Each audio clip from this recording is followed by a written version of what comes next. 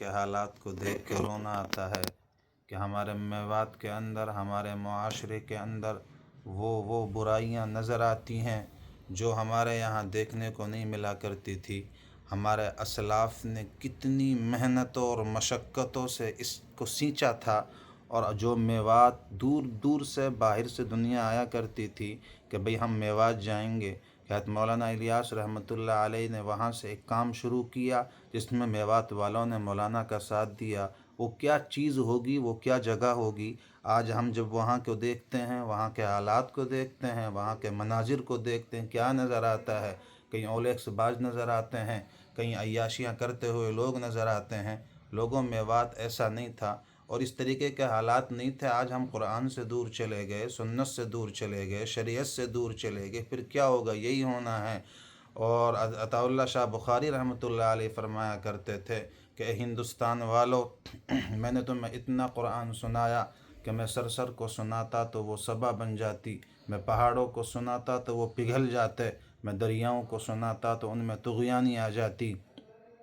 ایک بلبل ایک ہے کہ محو ترنم اب تک، اس کے سینے میں ہے نغموں کا تلاطم اب تک، قید موسم سے طبیعت رہی آزاد اس کی، کاش گلشن میں کوئی سمجھے فریاد اس کی۔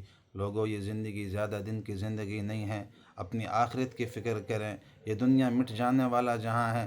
وہ کسی نے کہا تھا کہ ابھی جام عمر بھرا نہ تھا، کف دست ساقی چھلک گیا، رہی دل کی دل میں حسرتیں کہ نشا خزاں نے مٹا دیا۔ پتہ تو اسے ہے کچی کٹنی ہے یا پکی کٹنی ہے، لیکن کٹنی ضرور ہے۔ قرآن کہتا ہے کل نفس ذائقۃ الموت، ہر جاندار نے مرنا ہے اور ہر شے نے دنیا سے جانا ہے۔ میں نے اور آپ نے بھی دنیا سے جانا ہے۔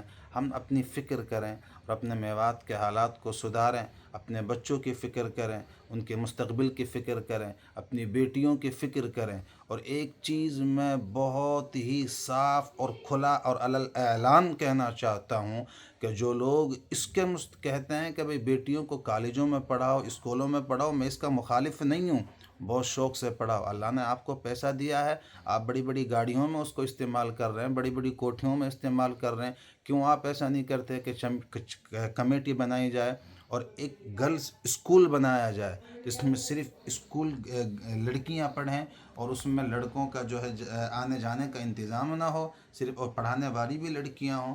بہت اچھی بات ہے، پڑھیں۔ لیکن آج کا جو معاشرہ جو چل رہا ہے اور آج کے جو حالات ہیں، میں اس میں یہ کہتا ہوں اور علی اعلان کہتا ہوں کہ لڑکیوں کو اس طریقے سے پڑھانا، میں کہتا ہوں کہ جاہل رکھنا زیادہ بہتر ہے۔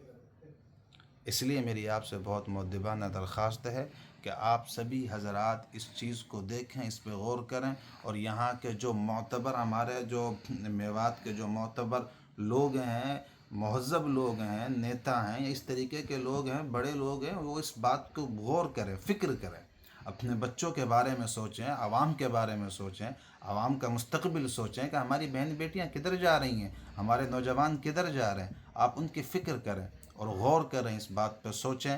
بس میں دعا گو ہوں کہ اللہ تعالیٰ مجھے اور آپ کو ان باتوں پہ کہنے سننے سے زیادہ عمل کی توفیق عطا فرمائے۔ اور لڑکوں کے بارے میں کہتا ہوں کہ ماں باپ سے کہ اپنے بچوں کو مدارس کے اندر، اب میں انجینئر بناؤ، ڈاکٹر بناؤ، میں اس کا مخالف نہیں ہوں، لیکن یہ کہتا ہوں کہ اس کے ساتھ ساتھ دین کے ساتھ، دنیا کے ساتھ ساتھ دین کی تعلیم بھی دو انہیں، یہ ضروری ہے۔ اللہ مجھے اور آپ کو کہنے سننے سے زیادہ عمل کی توفیق عطا فرمائے، اور اللہ تعالیٰ ہمیں محمد مصطفیٰ صلی اللہ علیہ وسلم کی شریعت پر عمل کرنے والا بنائے، قرآن کو پڑھنے والا بنائے اور قرآن کو اپنی زندگی کے اندر لانے والا بنائے۔ قرآن کیا کہہ رہا ہے، کس طریقے سے ہم اس کو سمجھیں، ہم اس کو پڑھیں تو صحیح غور کر کے، یار یہ تو زندوں کی کتاب تھا، ہم نے مردوں کی کتاب سمجھ لیا اس کو، یہ تو زندوں کی کتاب تھا، زندوں کے لیے آیا تھا۔ کاش کہ ہم قرآن کے جب قرآن آیا تو صحابہ رضی نماز آئی، صحابہ راتوں کو اٹھتے اور نمازوں میں قرآن کریم کو پڑھا کرتے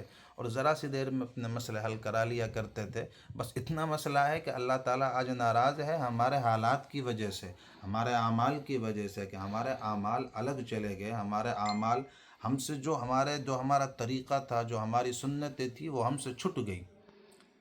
تو اللہ تعالیٰ کو راضی حالات آتے ہیں یا جب اللہ ناراض ہوتا ہے؟ تو بس کچھ نہیں، کہ ہم نے کرنا کیا ہے کہ ہم نے قرآن پہ محنت کرنی ہے، دین پہ محنت کرنی ہے، مسجدوں کو آباد کرنا ہے، اور قرآن پہ عمل کرنا ہے، اس کو سینوں میں محفوظ کرنا ہے، اور ہم دعا کریں اللہ تعالیٰ سے کہ اللہ تعالیٰ ہمیں قرآن پہ زیادہ سے زیادہ محنت کرنے کی توفیق عطا فرمائے، مسجدوں کو آباد کرنے والا بنائے، نبی کی شریعت پر عمل کرنے والا بنائے۔ وآخر دعوانا الحمدللہ رب العالمین۔